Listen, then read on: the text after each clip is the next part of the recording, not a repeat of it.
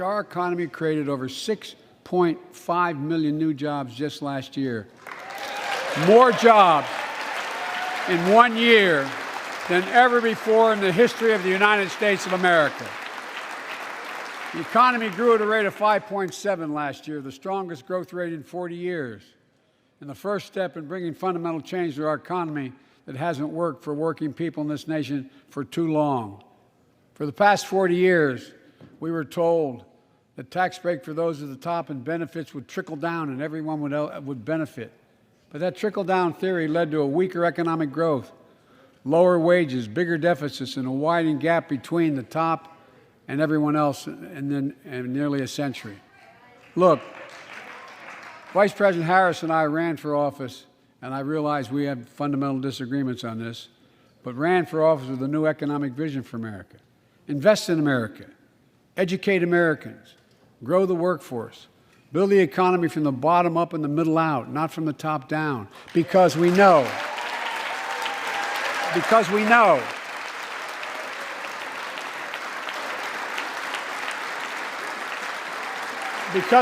when the middle class grows, the poor have a way up and the wealthy do very well. America used to have the best roads, bridges, and airports on earth, and now our infrastructure is ranked 13th in the world. We won't be able to compete for the jobs of the 21st century if we don't fix it. That's why it was so important to pass the Bipartisan Infrastructure Law. And I thank my Republican friends who joined to invest and rebuild America, the single biggest investment in history. It was a bipartisan effort, and I want to thank the members of both parties who worked to make it happen. We're done talking about infrastructure weeks. We're now talking about an infrastructure decade. And look, it's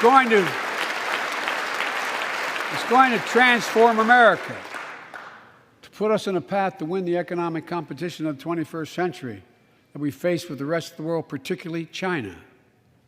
I've told Xi Jinping it's never been a good bet to bet against the American people. We'll create good jobs for millions of Americans, modernizing roads, airports, ports, waterways, all across America. And we'll do it to withstand the devastating effects of climate change and promote environmental justice. We'll build a national network of 500,000 electric vehicle charging stations. Begin to replace the poisonous lead pipes so every child, every American has clean water to drink at home and at school. We're going to provide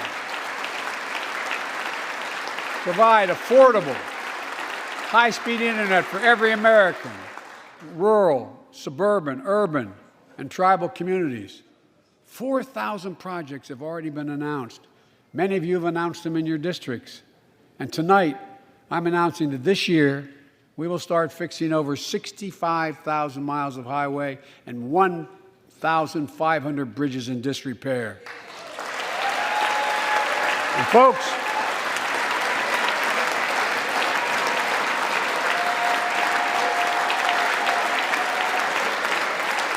when we use taxpayers' dollars to rebuild America, we're going to do it by buying America.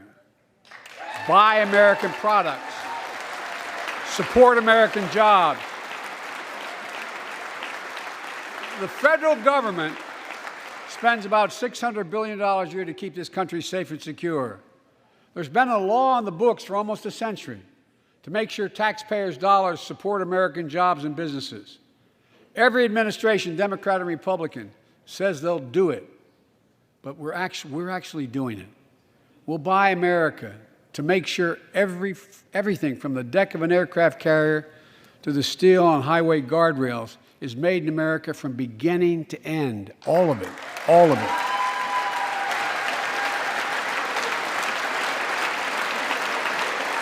But folks, to compete for the jobs of the future, we also need a level playing field with China and other competitors. That's why it's so important to pass the Bipartisan Innovation Act sitting in Congress that will make record investments in emerging technologies and American manufacturing. We used to invest almost 2% of our GDP in research and development. We don't now. China is. Let me give you one example why it's so important to pass. If you travel 20 miles east of Columbus, Ohio, you'll find 1,000 empty acres of land. It won't look like much, but if you stop and look closely, you'll see a field of dreams, the ground on which America's future will be built. That's where Intel, the American company that helped build Silicon Valley, is going to build a $20 billion semiconductor megasite, up to 8 state-of-the-art factories in one place, 10,000 new jobs.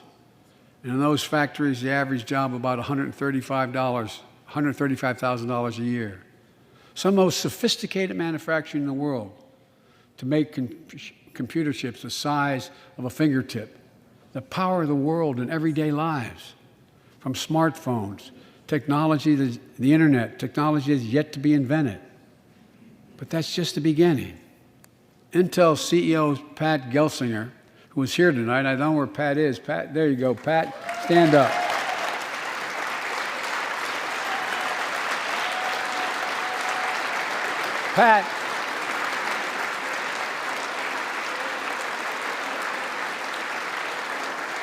Pat came to see me, and he told me they're ready to increase their investment from $20 billion to $100 billion.